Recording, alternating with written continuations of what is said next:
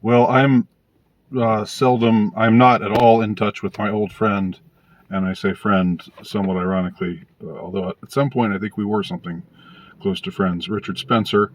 Um, but I, I, uh, I periodically hear about him and about the kind of things that he's saying now.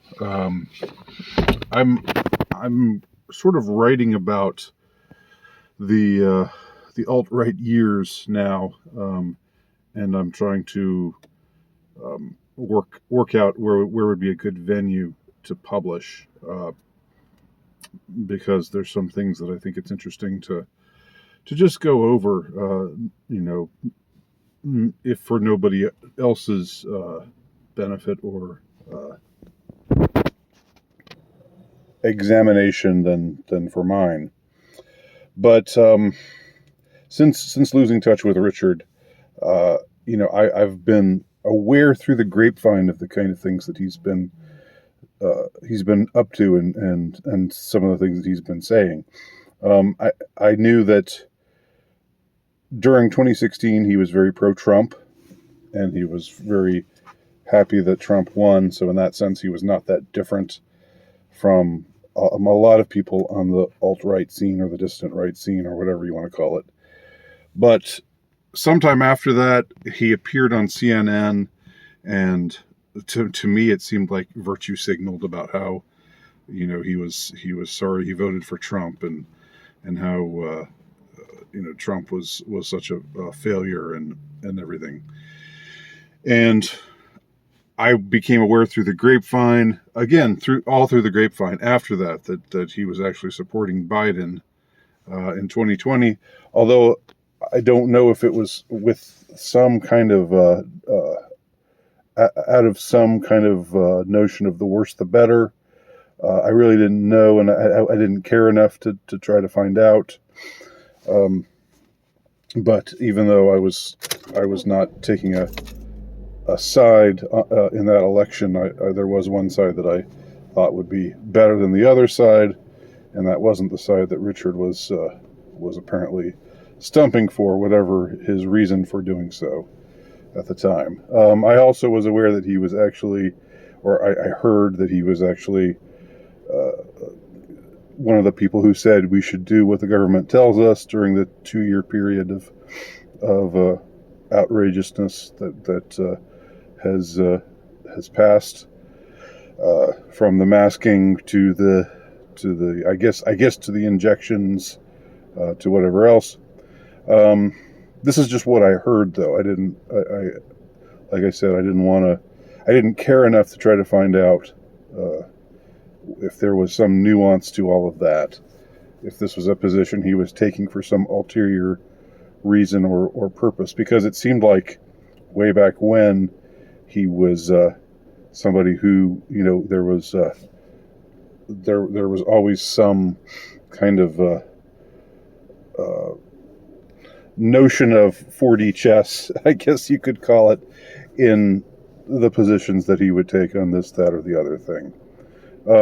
But my most recent thing that I heard about him, and this was something that I actually heard through Donovan Warland's YouTube channel, was that he's all gung ho behind the push to face off with Putin over Ukraine, and so I kind of, at this point, I was sort of like, well, I'm interested enough now.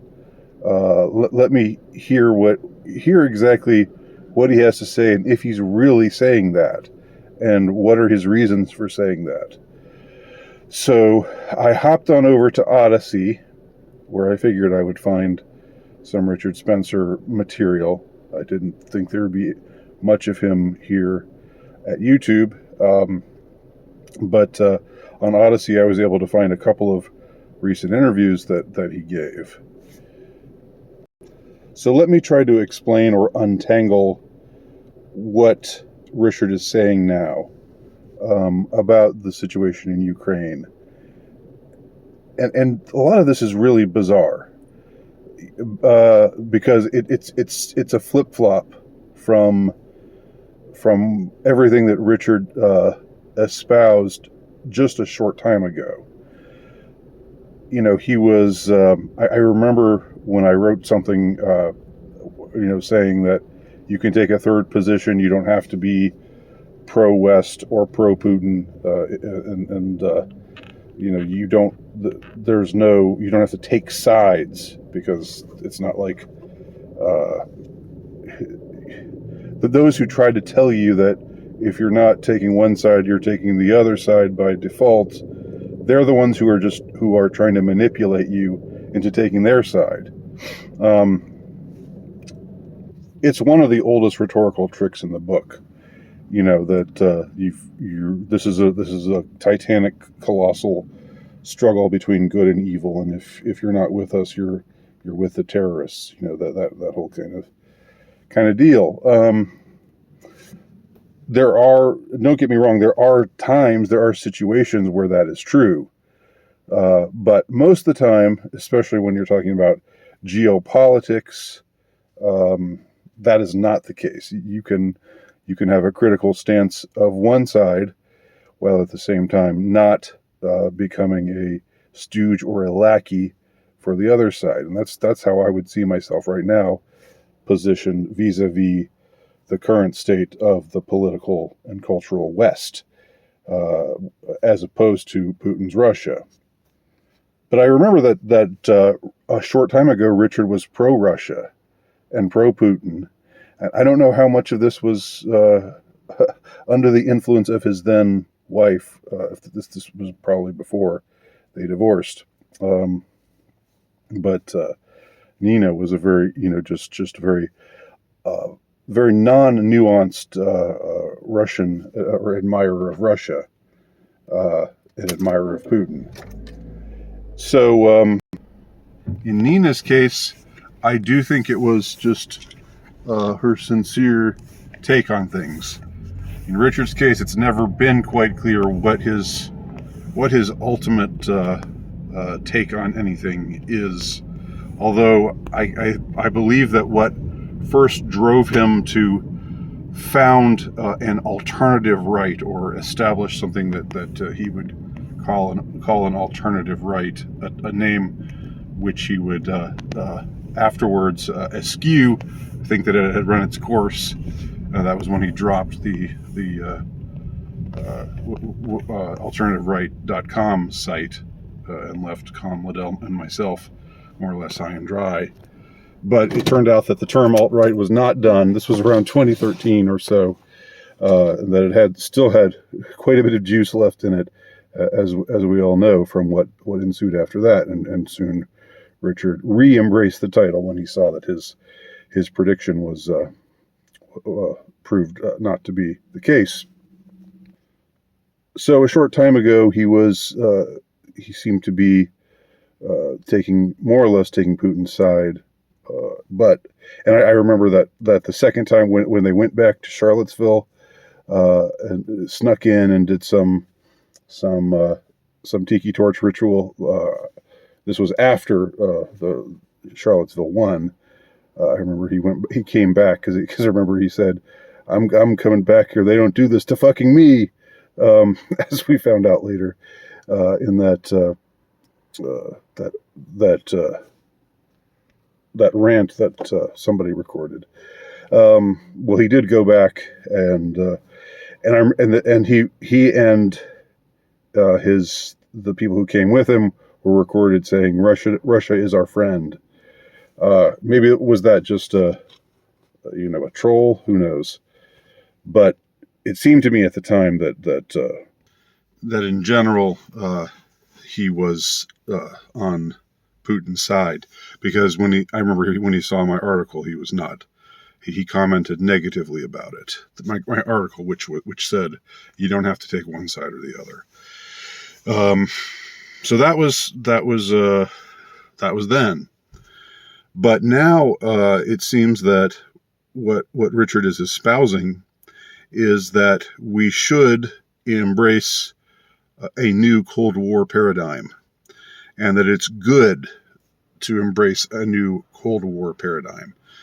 He says that the people who are on the dissident right, who are on Putin's side, which I still am not. You've never heard me say something that's pro Putin or that's like, way to go Putin. That has never been my stance, but some have taken that stance. And he said that these people are foolish. They're wrong. Because they what they think is happening is the opposite of what's really happening. He says that NATO and NATO's allies in the West are being strengthened by this confrontation, and so Putin has not succeeded at knocking the West off balance, but instead Putin has strengthened the resolve of NATO and the West. And he points out that Putin is not really interested in destroying or demolishing the woke aspects of the West, that he doesn't care about those things, and that wokeness hasn't been hurt by Putin's invasion of Ukraine. I mean, on this point, there is, one should take a nuanced view, I think, because there are definitely some things that Putin has instituted in Russia that seem to show an interest in re-embracing traditional morality, re-embracing the Russian Orthodox faith, just endorsing these kinds of things, making it illegal, I think, to propagandize for gay groups, to propagandize to youth, and other such things that are definitely on the cultural conservative side. Whether Putin is doing these things out of conviction or just strategically is a different question, but of course that can apply to any politician anywhere. So on the one hand, Richard is saying, it's foolish to take Putin's side, thinking that he's hurting the West or hurting wokeness by doing what he's doing right now, by opposing the West in the way that he's opposing the West right now. That's not really in the cards. That's not really on the table at all. And yet, at the same time, Richard seems to contradict himself, because he goes the other way. And he also says that I think it's good. He says he thinks it's good for there to be a new Cold War, because in the atmosphere of a new Cold War, that conservative types of values will return to the West.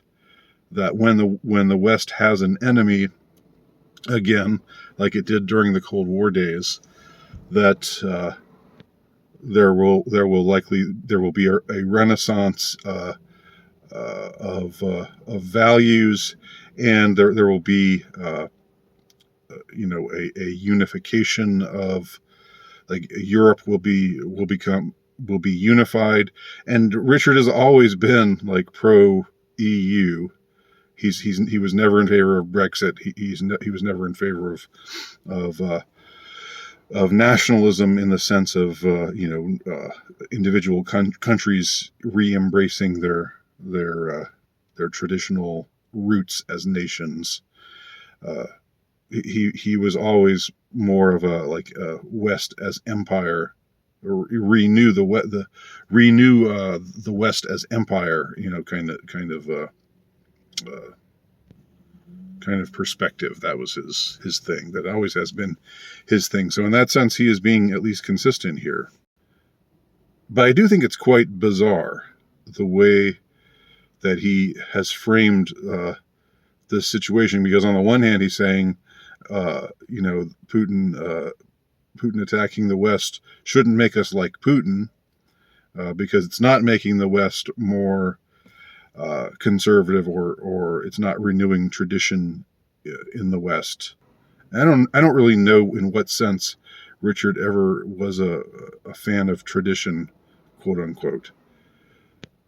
But now he's taking the stance that tradition is, on the one hand, we shouldn't see what Putin is doing as helping helping along, the traditional strains of Western thought against the woke strains.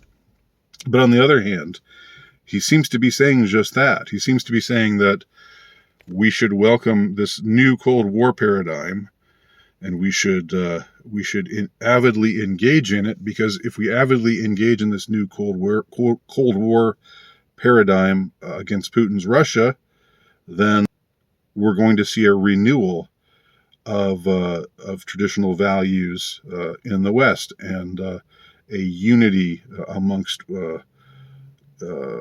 I guess he would say, white people. I don't usually talk in those terms, but I think maybe that's how he would put it. That among Europeans and European derived people. It all seems bizarre. It's self-contradicting. It's kind of interesting. It's also interesting that the way that Richard frames it, at least in this interview, whereas I had thought that he was, a pro-lockdown kind of person, which I didn't want to hear. Because that whole perspective just fills me with anger and rage. And I don't want to hear anybody advocating for that, whatever they claim to be, left, right, or center. It's just goes against my base and core principles. So I don't think I would be able to hear anyone out who tried to argue that. But in the way that he was framing his new thing, his new perspective on Ukraine and Russia and a new Cold War, he was saying that people on the right, the dissident right, have taken these stances against stopping the steal, which is a reference to people who doubted that Trump really actually lost legitimately. And I guess you could count me as one of them. I'm very doubtful that the election was held in a fair manner. And I very much suspect that it was contrived, and that it was tampered with in order for the person who the establishment wanted to win, in order for him to win, that is Biden. But saying that doesn't make me an avid Trump enthusiast. It just makes me someone who is deeply cynical of and suspicious of the establishmentarian forces in the West, including the United States. But the way he put it was, the people who are into Stop the Steal and the people who are in who are into COVID is a lie, as he put it, which I've never framed it that way, but I am strongly against everything that they have tried to do in the name of containing or stopping the so-called virus. It seems very clear to me that it's been a pretext to attempt to transform our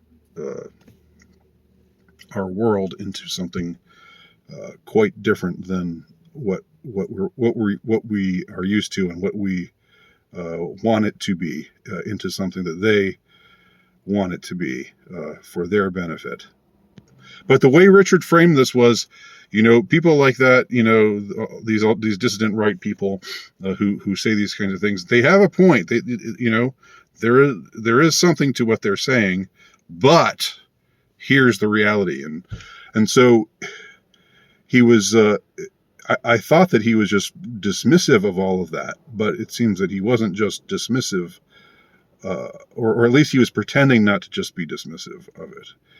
So he was trying his best not to alienate people who took those kinds of stances, but was trying to get them to see it in his way.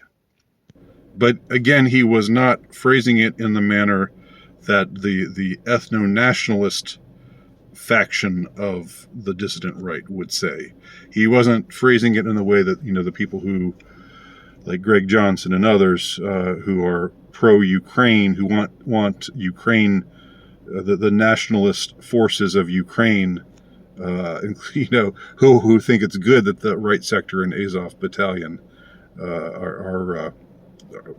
play such a major role in Ukraine today. This is not Richard's pitch for Cold War II.